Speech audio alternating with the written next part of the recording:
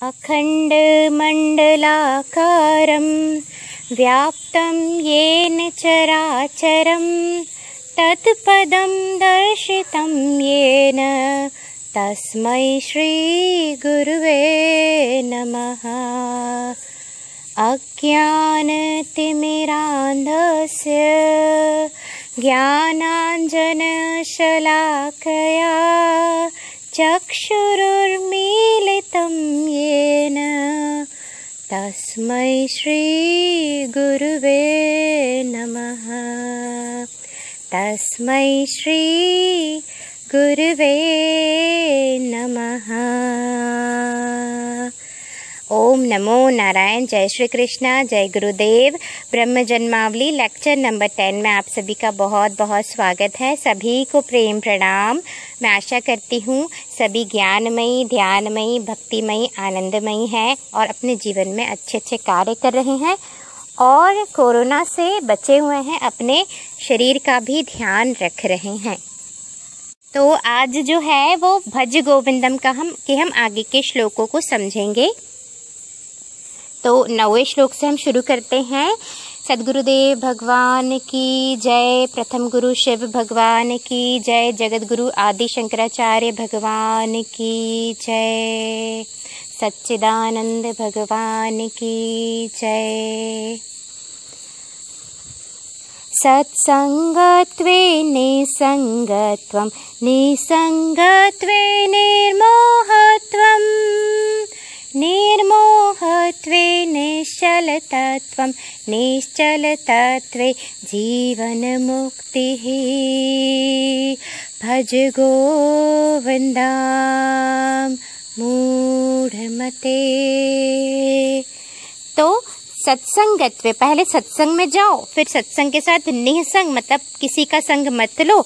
उसके बाद निसंग से आपको निर्मोह ही हो जाओगे और निर्मोह से आप निश्चल तत्व हो जाओगे, अचल हो जाओगे। और निश्चल तत्व मतलब जीवन मुक्ति।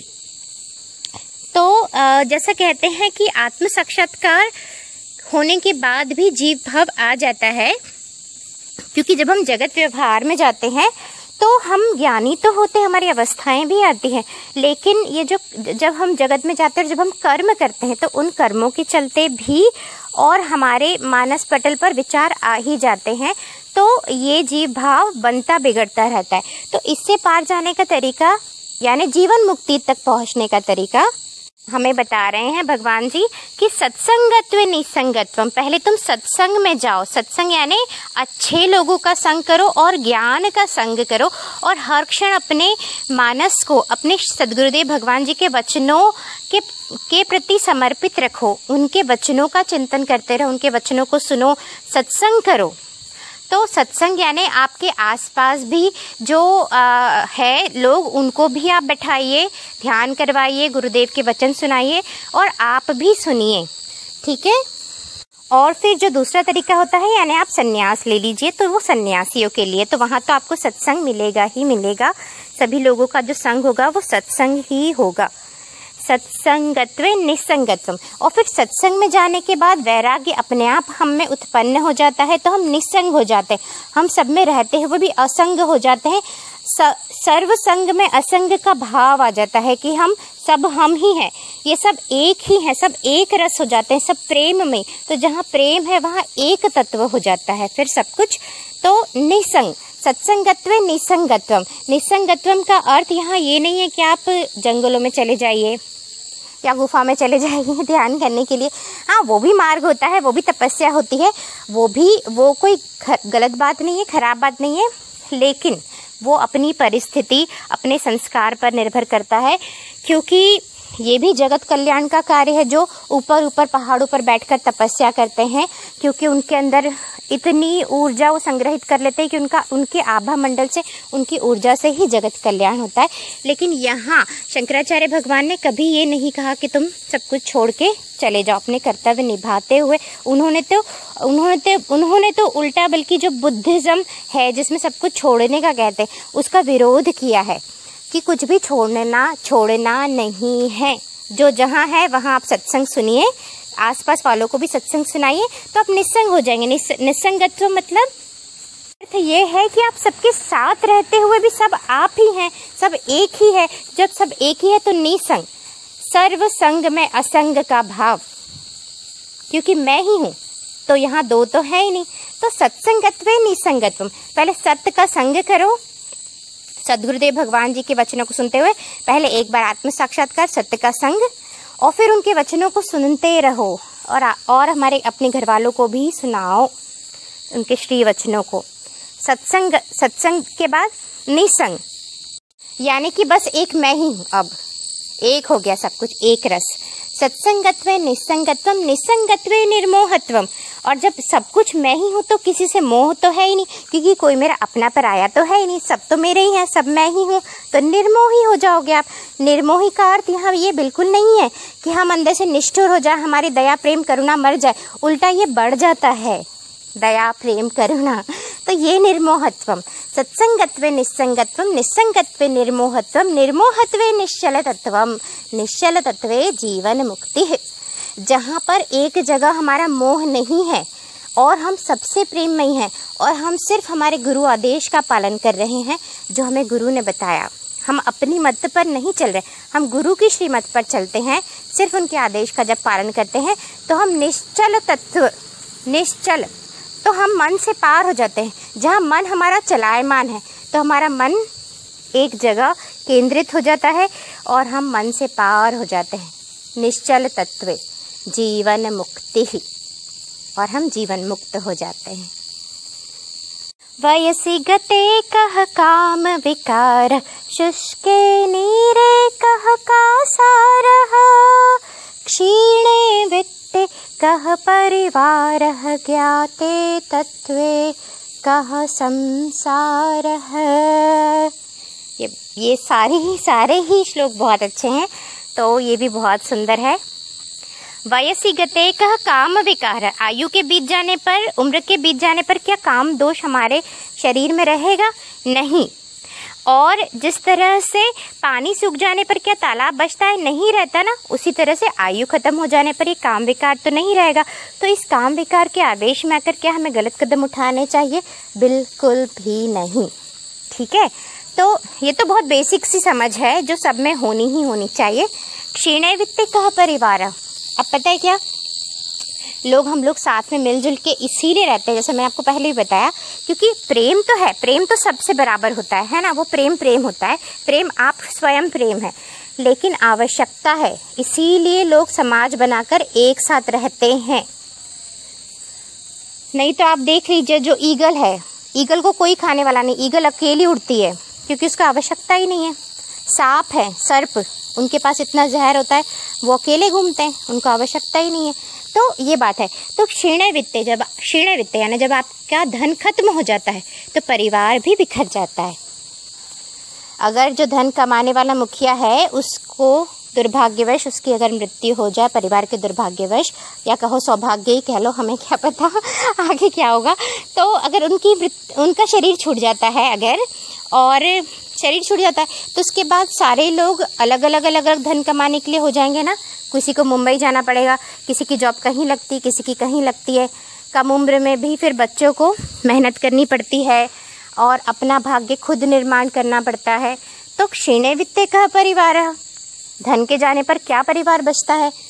इसी तरह सबसे बड़ी चीज़ है ज्ञाते तत्वे कह संसारः, तत्व ज्ञान के हो जाने के बाद संसार कहाँ बचता है? फिर बिल्कुल भी नहीं बचता। आपको खुली आंखों से दिख जाता है कि ये संसार माया है, खुली आंखों से ये संसार मिथ्या है। और फिर एक बार नहीं दिखता, तत्व ज्ञान के बाद तो हर बार जब भी अवस्थाएं वो वाली आती हैं आपको पता ही चल जाता है कि संसार माया है। और उस क्षण तो बहुत, तत्व ज्ञान जब होता है तब तो बहुत ही साफ तौर पर दिख जाता है कि सब मैं ही हूँ, सब मैं ही हूँ, एक ही चीज़ है, वो मैं हूँ, वो मैं हूँ, वो मैं हूँ। तो जब तत्व ज्ञान हो जाता है उसके बाद ये संसार के आपको पता चल जाता है कि ये तो मेरा ही एक रूप है और ये मेरे अंदर ये सब चीज़ें बनती बिगड़ती रहती है। तो किसी के आने या जाने से क्या फ़र्क पड़ता है। लेकिन इसका अर्थ ये नहीं है कि हम निष्ठुर हो जाएंगे, इसका अर्थ ये कि हम और प्रेम में रहेंगे, क्योंकि हम अपने बारे में बिल्कुल भी नहीं सोचेंगे, हम और करुणामयी हो जाएंगे, हम और दूसरे का उद्धार करने का सोचेंगे, दूसरे का मतलब स्वयं का उद्धार, क्योंकि ये सब हम ही हैं। और क्षीणे वित्ते कह परिवार, तो ये जो बात है ये बात वहाँ लागू होती है जहाँ पर गुरु के ज्ञान से प्रेम उत्पन्न नहीं हुआ, क्योंकि अगर प्रेम है तो फिर परिवार तो परिवार ही होता है, और पूरा जगत पूरा विश्व एक परिवार ही है। पूरा विश्व यानी यहाँ पर जितनी भी चीज़ें मौजूद हैं सब एक परिवार है, सब एक आप हैं। मा कुरु धन जन यौवन गर्वं हरति निमेषात् कालः सर्वं मायामयमिदमखिलं हित्वा ब्रह्मपदं त्वं प्रविश विदित्वा। तो आप धन, शक्ति और यौवन, ये तीनों चीज़ें हैं, इन पर कभी भी गर्व नहीं करना चाहिए। हमारा जो भी शरीर हमें ईश्वर से मिला है वो तो पंच तत्वों का बना हुआ है, मतलब जो प्रकृति से मिला है वो प्रकृति भी ईश्वरीय, वो पंच तत्वों का बना है, तो उसमें क्या अभिमान, और धन का भी क्या अभिमान, ये तो यहीं छूट जाए। ये तो सिर्फ धन मतलब सिर्फ व्यवस्था है ये सिर्फ, तो ये कोई बड़ी बात नहीं है। और शक्ति का भी अभिमान बिल्कुल भी नहीं करना चाहिए, क्योंकि एक क्षण में ये सब यहीं छूट जाएगा। कई बार होता है अकस्मात इंसान की मृत्यु हो जाती है, या धन अकस्मात चला जाता है, या अकस्मात कोई बीमारी हो जाती है, तो हम अच्छे समय में घमंड ना करें और बुरे समय में भी हम ज्ञान में स्थित रहें, दोनों समय को समभाव से देखें। तो हरति निमेषात् कालः सर्वम, और इन सारी चीज़ों को माया है, ये तो सत्य है ही नहीं, ये तो टेम्पररी चीज़ें हैं। तो इनको टेम्पररी देखते हुए आप ब्रह्म पद में प्रविष्ट कर जाइए, यानी आप ब्रह्मनिष्ठ हो जाइए, आपके आचरण में ब्रह्मनिष्ठता झलके, आप सब कुछ सबके बीच रहते हुए सब कुछ करते हुए भी आप ब्रह्मनिष्ठ हो जाइए। और ये तभी होगा जब आप भज गोविंदम भज गोविंदम भज गोविंदम गुरु को भजेंगे, गोविंद को भजेंगे। दिनयामिन्यो सायं प्रातः शिशिरवसन्तो पुनरायातः कालः क्रीडति गच्छति आयु तदपि न मुञ्चत्याशावायुः भज गोविंदम मूढ़मते। तो इसमें भगवान जी हमें बता रहे हैं कि दिन रात, सुबह शाम, ठंड बरसात, ठंड बसंत ऋतु, मतलब मौसम और दिन रात ये बदलते रहते हैं। एक मौसम आता, दूसरा मौसम, हम बच्चे होते हैं, हम जवान होते हैं, हम बूढ़े हो जाते हैं। तो ये काल चक्र इतना, समय का घोड़ा इतनी तेज भागता है ना, काल की क्रीड़ा इतनी जल्दी खत्म हो जाती है कि हमें पता ही नहीं चलता कि कब हमारे प्राण खत्म हो गए। लेकिन तब भी इच्छाओं का अंत नहीं होता अगर हमें सद्गुरु नहीं मिले तो।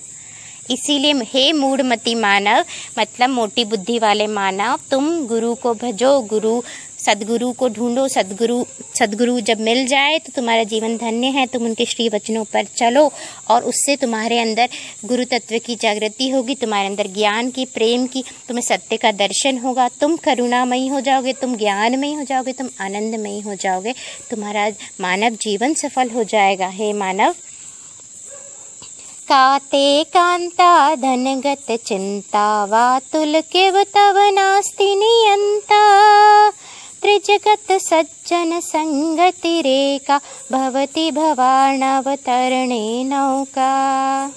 काते कांता धनगत चिंता, तुमको धन की और पत्नी की क्यों चिंता है? मतलब पत्नी ही नहीं, सिर्फ परिवार और धन की क्यों चिंता करते हो? क्या तुम्हारा इन पर कोई नियंत्रण नहीं है? क्या तुम्हारा धन, तुम में इतनी तो बुद्धि तुम्हारे अंदर होनी चाहिए कि तुम्हारे धन पर नियंत्रण हो, कि तुम उसे कहाँ खर्च कर रहे हो, यहाँ खर्च करने से क्या तुम्हारा ये खर्च ज़रूरी है या नहीं है, और जहाँ तुम धन लगा रहे हो वो तुम्हारे परिवार के पोषण में बाधा बनेगा या सहयोगी बनेगा, और क्या वो धर्म कर्म है या अधर्म कर्म है। तो तुम्हारे पास नियंत्रण होना चाहिए, इतना विवेक होना चाहिए। और तो क्या तुम्हारी पत्नी पर नियंत्रण नहीं? इसका कहने का मतलब है कि क्या तुमने उसको, क्या पुराने ज़माने में तो बहुत बचपन से शादी हो जाती थी ना, तो क्या तुमने उसको सही शिक्षा नहीं दी? तुम्हारी पत्नी तो ऐसी होनी चाहिए कि पूरी दुनिया में घूम आए और तुमको उसकी चिंता ना हो। इतनी विवेकवान होनी चाहिए, इतनी सद्बुद्धि वाली होनी चाहिए। या तुम्हारे बच्चे भी, तो तुम परिवार की चिंता क्यों करते हो? तुमको तो उनको इतना ज्ञान दे देना चाहिए था कि उनकी चिंता ही ना हो तुम्हें। और धन के ऊपर भी नियंत्रण होना चाहिए था। तो काते कांता धनगत चिंता वातुल केवतम नास्ति नियंता त्रिजगति सज्जन संगति रेखा भवती भवार्णव तरणे नौका। और तुम ये सारी चीज़ों को छोड़ो, तुम है ना, और इन सब चीज़ों को छोड़ो मतलब इन सब चीज़ों में रहते हुए तुम सज्जनों का साथ करो और इस भव सागर से पार हो जाओ। तुम अच्छे लोगों का साथ करो, सज्जन का साथ मतलब तुम देखिए, सबसे अच्छा तरीका है सारे परिवार को आप ज्ञान सुनने के लिए लगा दीजिए, तो सभी सज्जन ही हैं, सब अंदर सब हृदय से तो सभी सज्जन ही हैं।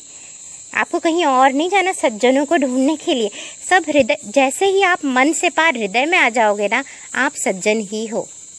तो बस सज्जनों के साथ आप नौका में बैठ जाओ, आप परिवार को लेकर जाओ, आप इस सृष्टि इस भव सागर से पार कहीं सब आप संत ही आपके अंदर। साहेब तेरे घट भीतर ही धूनी रमाए बैठा साधो, साहेब तेरा अंतर मन ना रूप रंग निर्गुणिया साधो, साहेब तो है प्रेम बटिका व्यापारी कनपटिया साधो, साहेब तो ही पैगंबर नानक बुद्ध और ईसा साधो। आप ही हो, आप ही के हृदय में है ये बुद्ध नानक, आप ही के अंदर तो है, आप ही तो चेतना हो, आपको कहीं और नहीं जाना, आप सिर्फ वचनों को सुनिए बस। और धीरे धीरे आप जब ध्यान ज्ञान योग और सद्गुरुदेव भगवान जी को सुनेंगे, आपके अंदर एक बुद्ध जागृत हो जाएगा।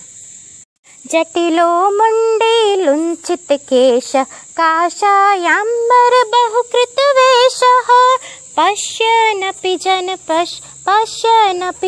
पश्यति मूढ़ उदर निमित्तं बहुकृत वेशः भज गोविंदम। तो जैसे मैंने आपको बताया ना, अभी कहीं नहीं जाना है, आपको सच्चे सद्गुरु मिल गए ना, ये बहुत बड़ी कृपा है ऑलरेडी।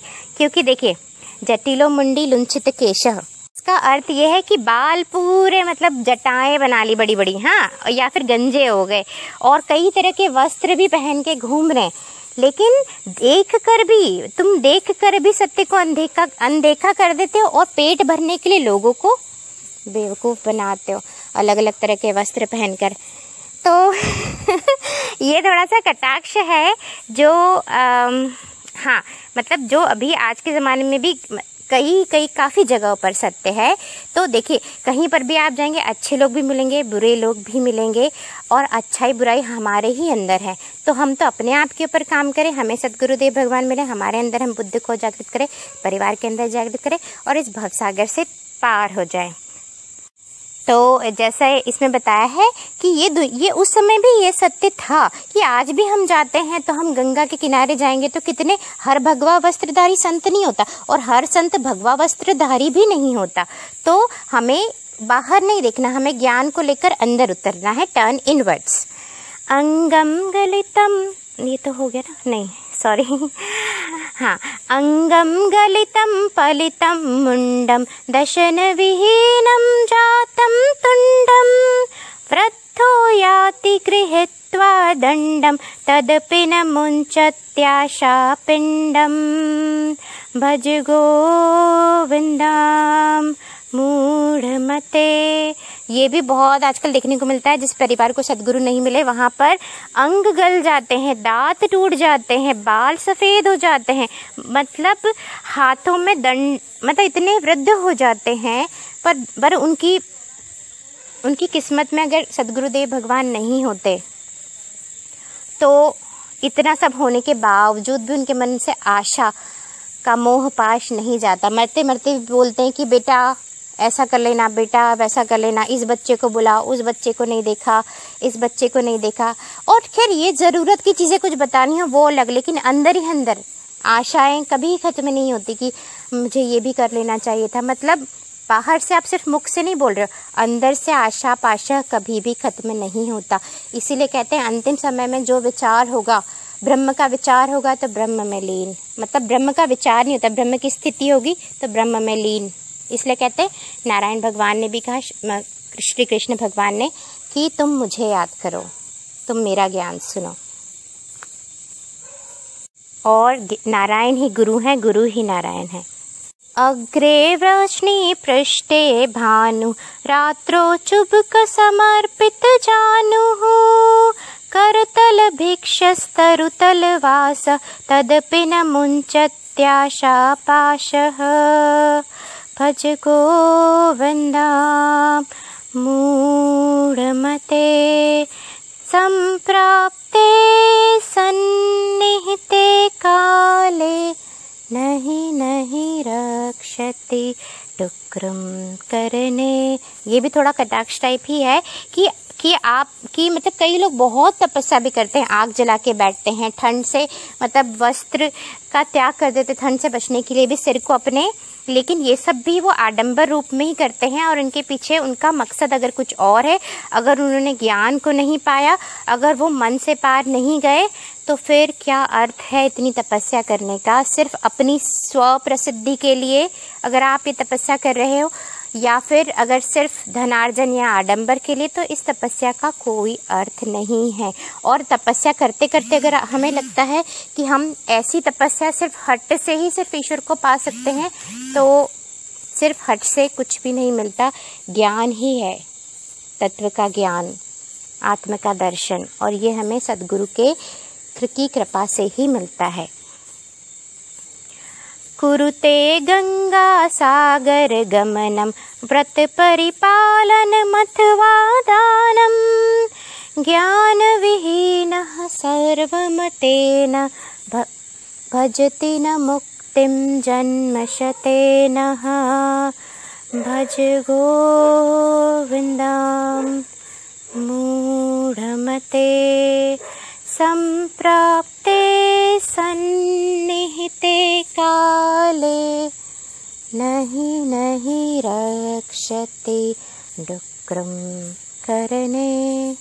तो आप कितने भी गंगा सागर जो बहुत महान तीर्थ है, अगर आप उसके भी कई बार उसका दर्शन कर आइए, आप सारे ही तीर्थ कर लीजिए, सारे ही व्रत रख लीजिए, बहुत सारा दान भी कर लीजिए, लेकिन ज्ञान के बिना, आत्मज्ञान के बिना, सभी मतों में ये कहा गया है आत्मज्ञान ही अंतिम सीढ़ी है, उसके बिना मुक्ति नहीं मिल सकती, चाहे आप 100 जन्म ही क्यों ना ले लीजिए। ओम नमो नारायण। जय श्री कृष्ण। जय गुरुदेव।